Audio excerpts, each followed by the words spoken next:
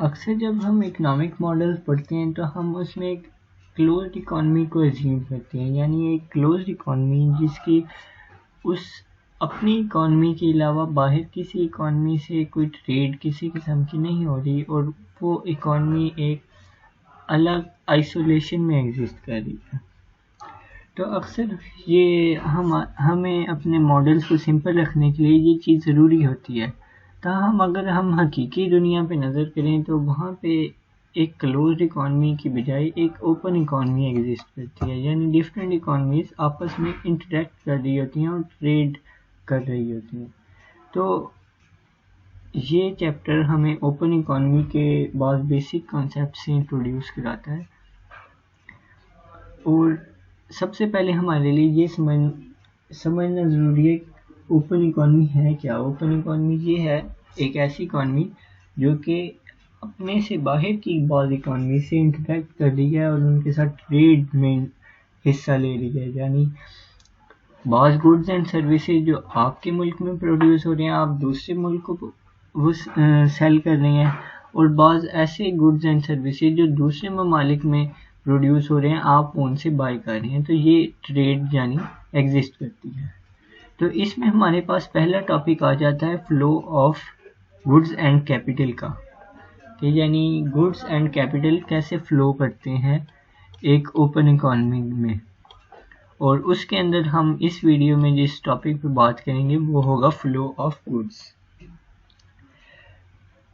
Flow of goods में हम बज़ाहिर तो गुड्स की बात कर रहे हैं, लेकिन इसमें सर्विसेज भी इंक्लूडेड हैं, और जब हम फ्लो ऑफ गुड्स कहेंगे तो इसमें अंडरस्टूड होगा कि इसमें हम सर्विसेज को भी इंक्लूड कर रहे हैं। तो इसमें हमारे पास चंद बेसिक सी डेफिनेशन आ जाती हैं जो कि हम जानते ही हैं, जैसे एक्सपोर्ट्स से मुराद वो तमाम गुड्स एंड सर्विसेज हैं जो हमारे मुल्क में प्रोड्यूस हो रही हैं और दूसरे मुल्क वो हमसे बाय कर रहे हैं, वो एक्सपोर्ट्स कहलाते हैं। जबकि इंपोर्ट्स वो गुड्स एंड सर्विसेज हैं जो कि हमारे मुल्क में प्रोड्यूस हो रही हैं, जो कि दूसरे ममालिक में प्रोड्यूस हो रही हैं और हमारा मुल्क उनको खरीद रहा है। और नेट एक्सपोर्ट्स क्या होती हैं? नेट एक्सपोर्ट्स जिसे हम NX भी कहते हैं वो होती हैं हम एक्सपोर्ट्स माइनस इंपोर्ट्स, यानी हम एक्सपोर्ट्स को X से डिनोट कर देते हैं, इंपोर्ट्स को M से डिनोट कर देते हैं। तो एक्सपोर्ट्स में एक मुल्क के एक्सपोर्ट्स में से इंपोर्ट्स को माइनस कर दें तो हमारे पास आते हैं नेट एक्सपोर्ट्स। अब नेट एक्सपोर्ट्स के कॉन्सेप्ट को ही हम ट्रेड बैलेंस भी कहते हैं, ट्रेड बैलेंस। और ट्रेड बैलेंस के एतबार से देखें तो हमारे पास 3 सूरतें हो सकती हैं।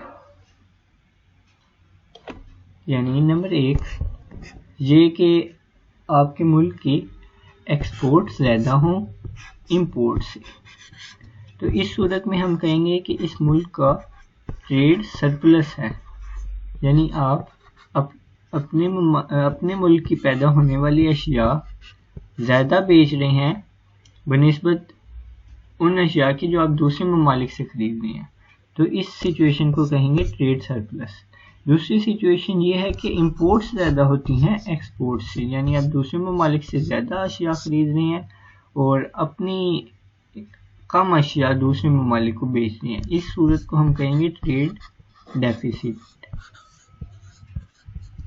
और एक तीसरी सूरत हमारे पास आती है कि जब एक्सपोर्ट्स इक्वल होते हैं इंपोर्ट्स के, तो इस सिचुएशन को हम कहेंगे बैलेंस ट्रेड।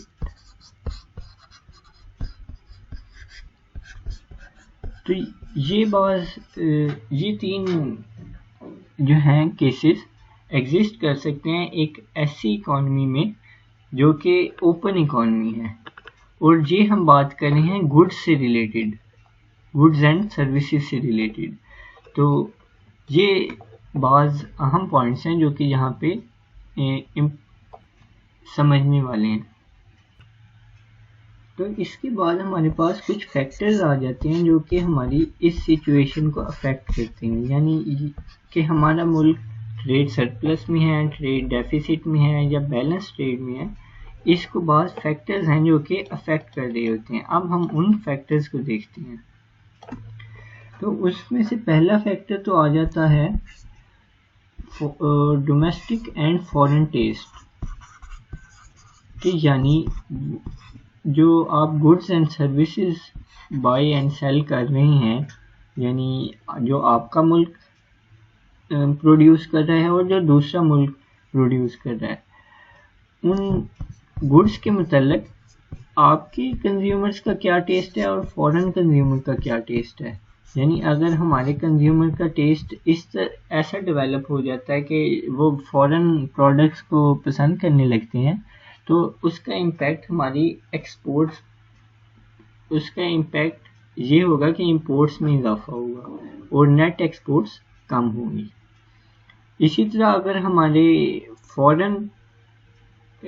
फॉरेनर्स का टेस्ट इस तरह से डेवलप होता है कि हमारे प्रोडक्ट्स की डिमांड उनमें बढ़ जाती है, तो उससे हमारी एक्सपोर्ट्स में इजाफा होगा और नेट एक्सपोर्ट्स भी इंक्रीज होंगी। तो दूसरा फैक्टर जो अफेक्ट कर सकता है वो है prices of goods at home domestically and abroad.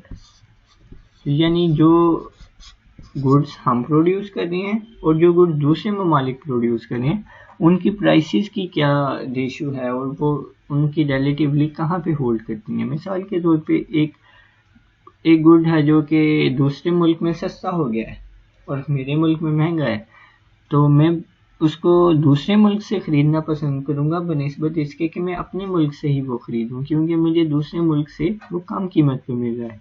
तो इसी तरह अगर एक चीज़ है जो कि मेरे मुल्क में महंगी हो जाती है या मेरे मुल्क में मिसाल के तौर पे सस्ती हो जाती है और पहले मैं बाहर से ख़रीद रहा था, मिसाल के तौर पे जब कोविड आया था उस वक्त पाकिस्तान सर्जिकल मास्क इंपोर्ट करता था, लेकिन गवर्नमेंट ने इसको इनकरेज किया कि यहाँ पे वो मास्क बनने लगे। तो जब यहाँ पे वो बनने शुरू हुए और यहाँ पे उनकी कीमत कम हुई, तो हमने बाहर से एक्सपोर्ट करना ख़त्म कर दिया। तो जब लोकल गुड्स की कीमत कम होगी तो एक्सपोर्ट्स कम होंगी, तब इंपोर्ट्स कम होंगी और नेट एक्सपोर्ट्स इंक्रीज होंगी। फिर तीसरी चीज़ आ जाती है एक्सचेंज रेट्स। एक्सचेंज रेट का टॉपिक अभी हम आगे डिटेल में पढ़ेंगे, लेकिन एक सादा सा कॉन्सेप्ट ये है कि जब हम दूसरे ममालिक से कोई चीज़ ट्रेड करते हैं और जब हम दूसरे ममालिक से चीज़ें ख़रीद रहे होते हैं या दूसरे ममालिक वाले लोग हमारे मुल्क से चीज़ें ख़रीद रहे होते हैं, तो वो करेंसी कन्वर्ट हो रही होती है और करेंसी कन्वर्ट होने का जो रेट है वो एक्सचेंज रेट कहलाता है। तो अगर तो मुझे, जैसे कि आजकल के हालात में अमेरिका और पाकिस्तान की करेंसी को देखा जाए तो पाकिस्तान की करेंसी की वैल्यू कम है और अमेरिका की करेंसी की वैल्यू ज़्यादा है, और यानी एक्सचेंज रेट बहुत हाई है हमारे लिए, तो एक्सपोर्ट्स को हम प्रेफर नहीं करेंगे। तो अगर कल को डॉलर की कीमत नीचे आ जाती है, गिर जाती है, तो हमारे लिए तो यानी एक्सचेंज रेट डिक्रीज़ हुआ। जब एक्सचेंज रेट डिक्रीज़ हुआ तो उससे क्या होगा, हमारे लिए फॉरेन गुड्स को ख़रीदना आसान हो जाएगा, तो एक्सपोर्ट्स में इंक्रीज आएगा और इसी तरह वाइस वर्सा भी केस होगा। फिर चौथी चीज़ आ जाती है इनकम। इनकम्स का हम डिमांड एंड सप्लाई में पढ़ते आए हैं कि इनकम्स किस तरह अफेक्ट करती हैं डिमांड और सप्लाई को, तो वही सिमिलर कॉन्सेप्ट होगा। इसमें हम सिर्फ ये कर लेंगे कि इनकम्स डोमेस्टिक पीपल की इनकम और फॉरेनर्स की इनकम, उनका अफेक्ट देखेंगे कि उनका अफेक्ट मुख्तलिफ होगा।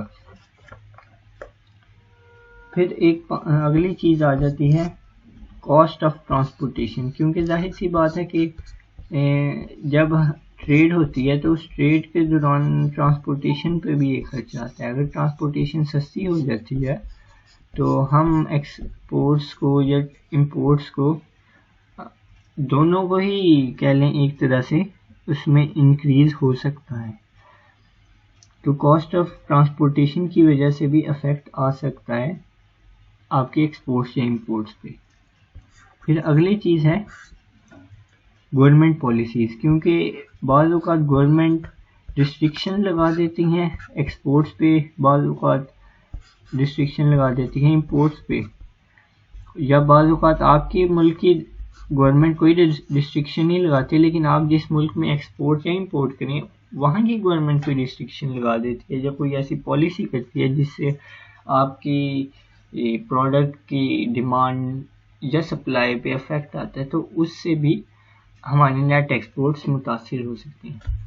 तो ये इस वीडियो के बाद पॉइंट्स थे, और इससे पहले हमने बाज़ इम्पोर्टेंट डेफिनेशन देखी और इसकी बाज़ एग्जांपल्स बुक्स में मौजूद हैं, तो आप बुक से वो एग्जांपल ज़रूर पढ़ें। आखिर में एक सवाल है जो कि मैं चाहूँगा कि आप पढ़ें और इसका आंसर आप कमेंट्स में दें, और वो सवाल ये है कि अगर पाकिस्तान यूएस को हैंडीक्राफ्ट एक्सपोर्ट करता है और अगर यूएस डॉलर अप्रिशिएट करता है तो उसका अफेक्ट नंबर ए पाकिस्तान के नेट एक्सपोर्ट पे क्या होगा और बी यूएस के नेट एक्सपोर्ट पे क्या होगा। इसका आप सोचें और इसका आंसर कमेंट्स पे दें। Thank you very much.